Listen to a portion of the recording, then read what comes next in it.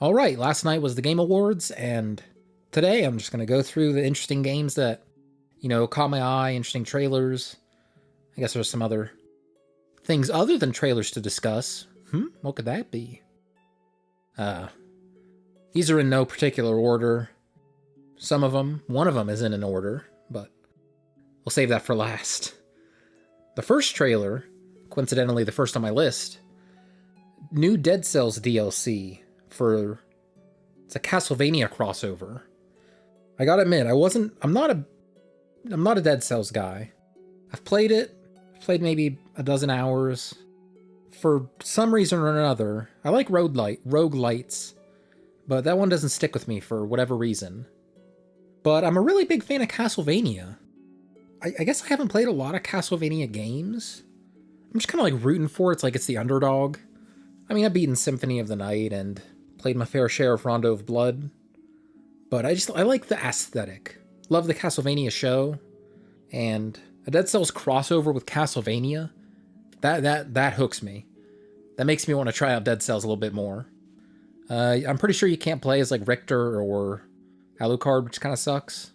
I think they're helping you. I read along the store page on Steam, or they're like helping you as you go fight Dracula or something. Seems weird, but also seems interesting. I'll definitely I might download Dead Cells and just get into it a little bit. Dip my feet in, see if I'd be interested in this Castlevania crossover. Next up on my list, I don't know if I'm pretty sure this wasn't next up in the stream, but Street Fighter 6. I'm not a fighting game player. Maybe I should make a rambling about fighting games sometime. I like the idea of fighting games. I wish I was a fighting game player, because it seems so cool. These games are... I watched a fair amount of Smash competitive. Not a fair amount. I don't know how much I should downplay that. I'm not like a huge into it, but I watched a little bit of it back in the day. A couple years ago when Smash Ultimate was still getting updates and all that. I'd watch competitive every now and then. And I guess to like broaden out, I like the idea of like tactics in a fighting game where you're playing like mind games with the other person and they're playing mind games with you, and you have to like anticipate those mind games. I like that aspect of fighting games. The mechanics are different, but the mind games you're playing on your opponent is similar. In 2D fighting games, like, I don't know how you distinguish like a Street Fighter from a Smash Brothers, because Smash Brothers is also a 2D fighter. I don't know. Traditional 2D fighter? Whatever. I never played Smash competitively. I guess a lot of the multiplayer games I play, it's not really like one-on-one. Because in one-on-one competitive games, I gotta not get on too big of a tangent. I gotta save some of that juicy fighting game talk for a future episode. But regardless to say, I've always wanted to get into fighting games, but for whatever reason, I just can't. And Street Fighter 6, it feels like it's really going for that. It's really going for that casual audience of people who like want to get into fighting games but can't, with like the modern, what is it called? Modern control scheme. I don't think that would necessarily be what gets me in, because I don't have too much of a problem, doing a fireball or dragon punch. Maybe I'm not so consistent, but I can still do it like once every other time. But Street Fighter 6, I like what they're doing. It looks cool. I like the aesthetic of all the new characters. I like the general aesthetic of the game, like hip hop. That looks really cool. It's gonna be full price, so I don't think I'm gonna get it. If it was free to play, I've heard some people like wish that like Street Fighter and some more modern fighting games would go free to play and monetize with, costumes or battle passes, characters. I think that'd be really cool. Like Killer Instinct. Killer Instinct was free to play in that they had like one or two free characters that would rotate every week. And if you wanted to buy Fulgore, if you wanted to buy Fulgore and not wait for him to appear on the free rotation, you could just buy him for like a couple bucks. I think that could be a cool thing. If you're really into E-Honda, you could just buy E-Honda and you wouldn't have to buy Chun-Li and Guile and Ken. Street Fighter 6 looks cool. I wish I was a fighting game player. Makes me wish I was a fighting game player. On a similar note, Tekken 8, that looks great.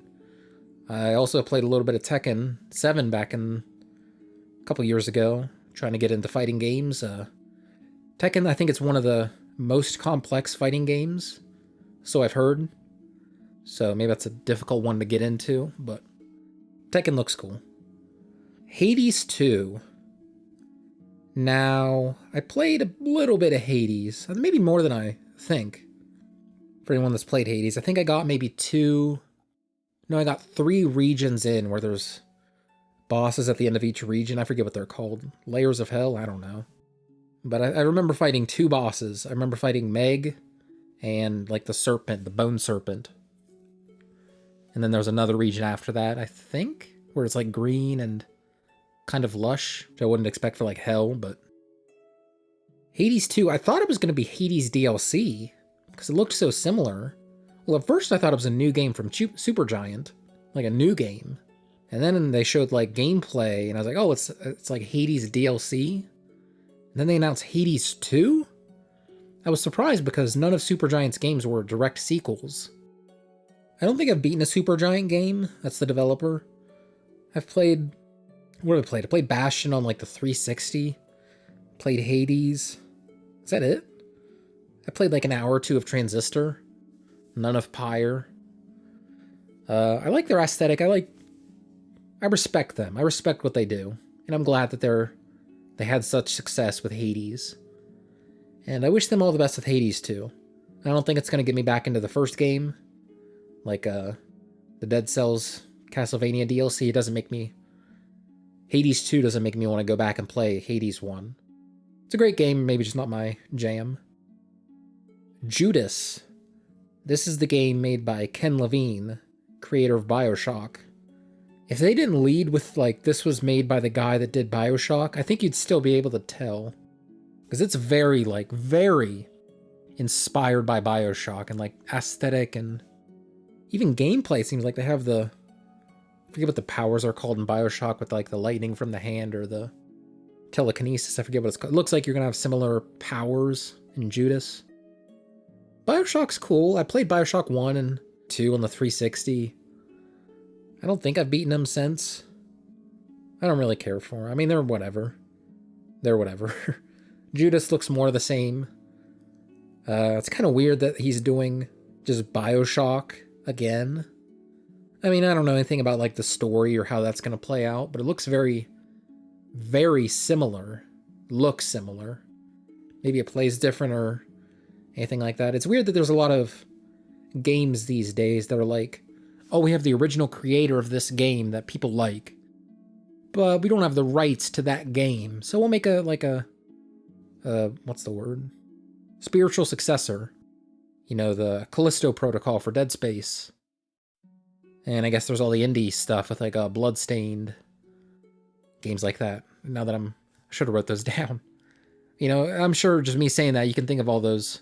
Yooka-Laylee, that's another one. Where it's like the creators, they want to make a similar game like the one they used to, but they don't have the rights to make, like, that IP. That's weird.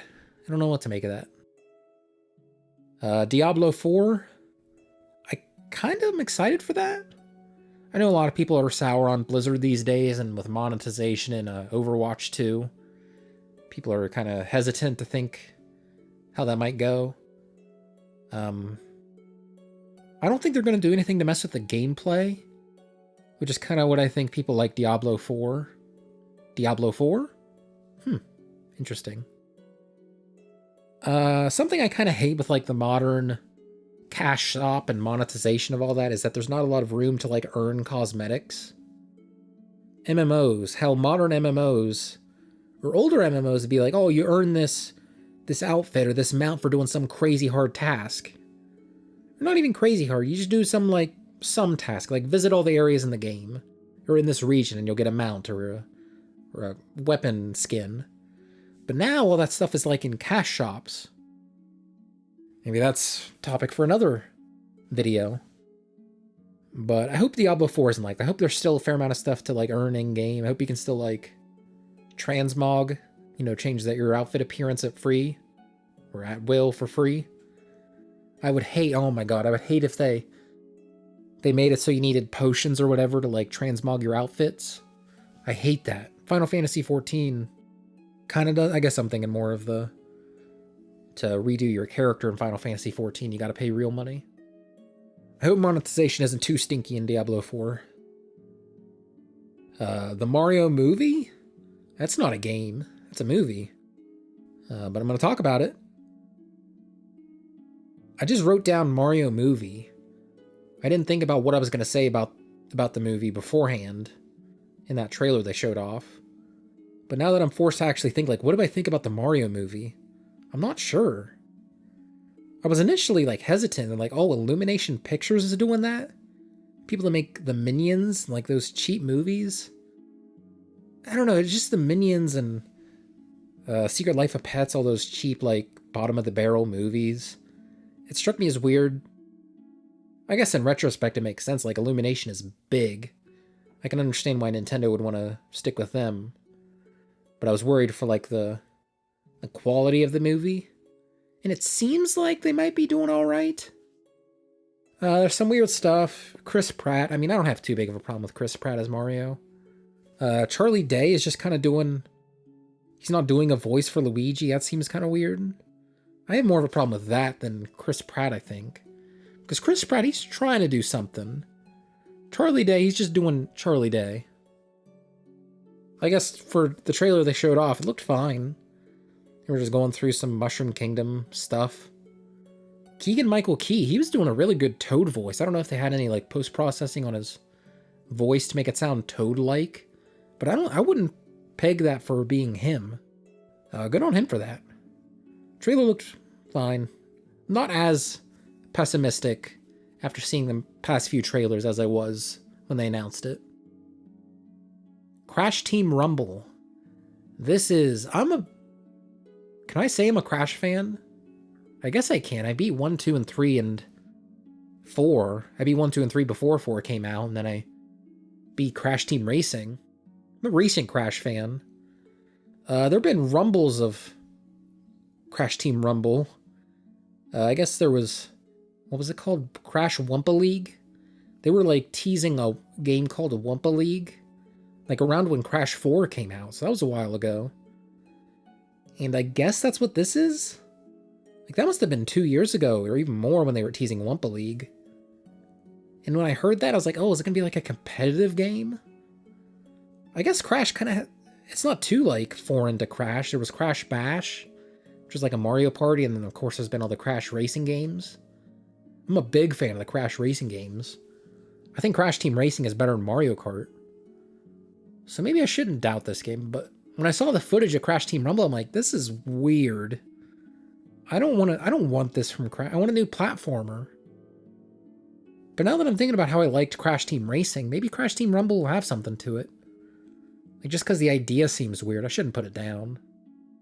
Yeah, maybe I'll wait until I see some more gameplay or play a beta or something to withhold judgment on that, because it could be good. Could be good. Crash Team Racing, it doesn't seem like a good... Oh my gosh, I'm looking at my notes. CTR, Crash Team Rumble. It's the same initials as Crash Team Racing. That's going to be annoying. Anyway, Baldur's Gate. Not a Baldur's Gate fan, not a D&D fan. I'm a mild fan of Larian.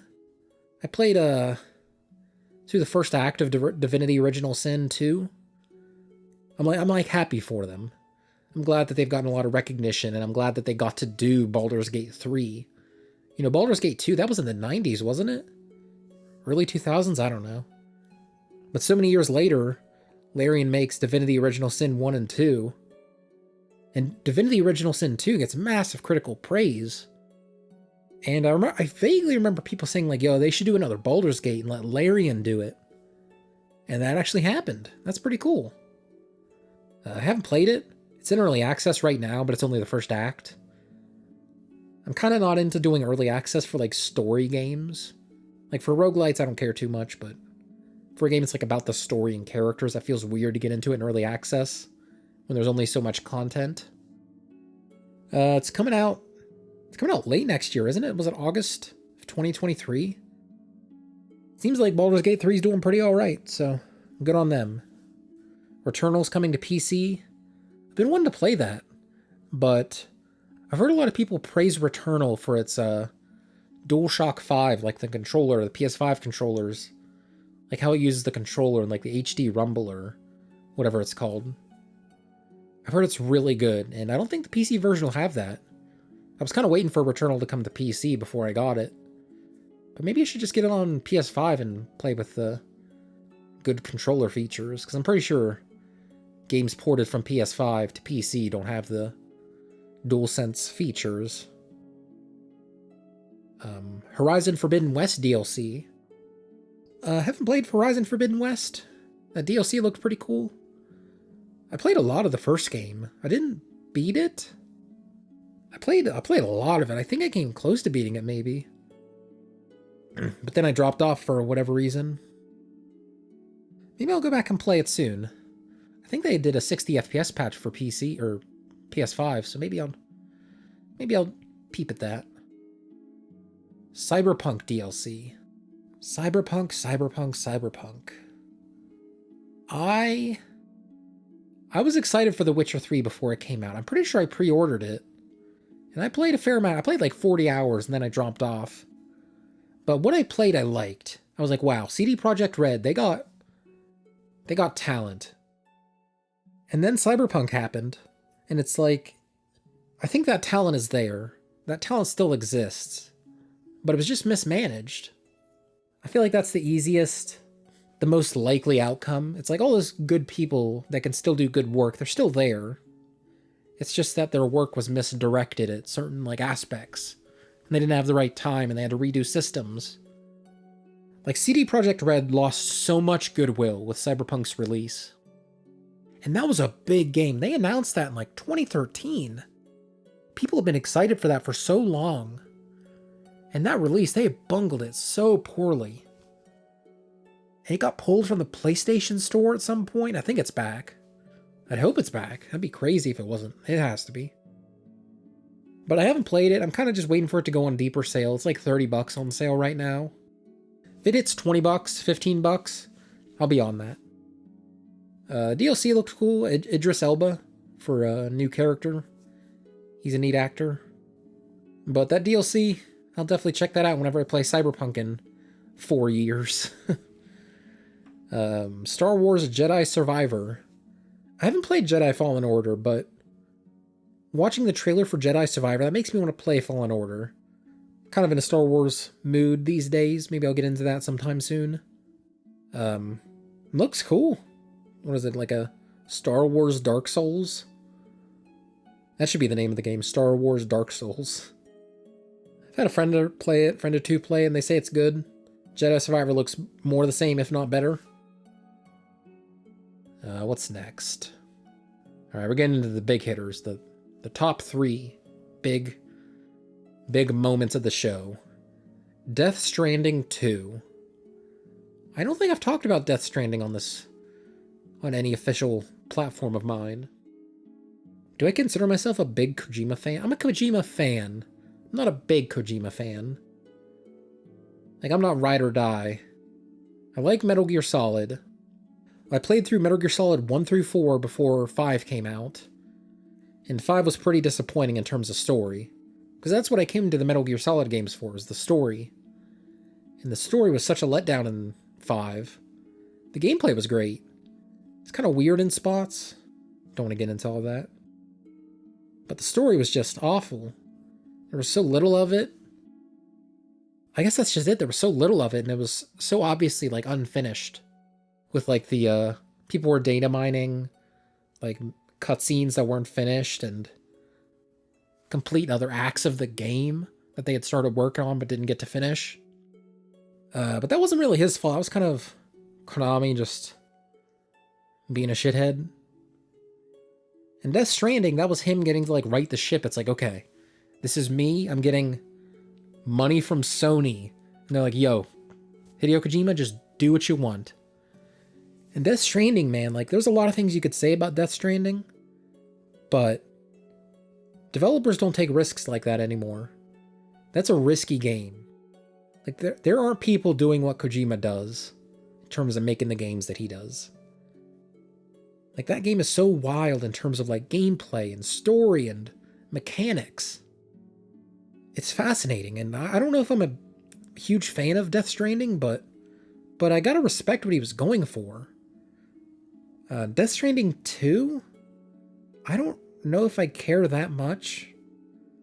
Like, I'm trying to think what happened at the end of Death Stranding 1, and I can't even remember.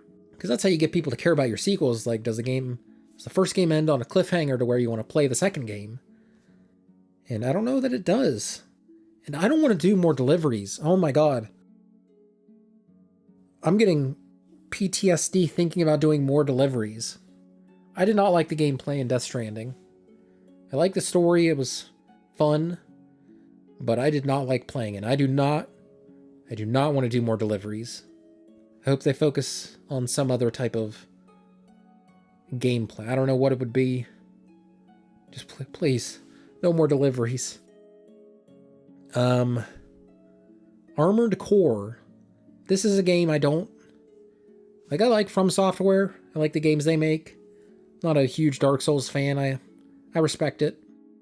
I kind of like it. I'll say that. But I'm definitely not an Armored Core fan. I haven't even played an Armored Core game. I know a lot of people have been asking for FromSoft to do another Armored Core, so I'm glad that those people get that. The trailer looked awesome. Like, that got me hyped, and I don't know anything about Armored Core. I'd have to see gameplay of it. Like, I'll check out the gameplay whenever that comes out and see what that game looks like. Because I'm not a huge fan of the Dark Souls aesthetic. So maybe if they do, like, Armored Core is like a... I have no idea how that game even plays, what it's like. But if it's anything like Dark Souls, that'd be pretty cool. Alright, we're going to end with the most important moment of the show. I don't even know how to introduce this. The Rabbi Bill Clinton. That was such a weird moment. If you haven't seen it, I guess I'll put a clip here if you didn't see this. Some kid sneaks up on stage behind Miyazaki and his team who won Game of the Year for Elden Ring. Like, this is the award of the whole show, and this kid sneaks up on stage. I guess I'll play it here.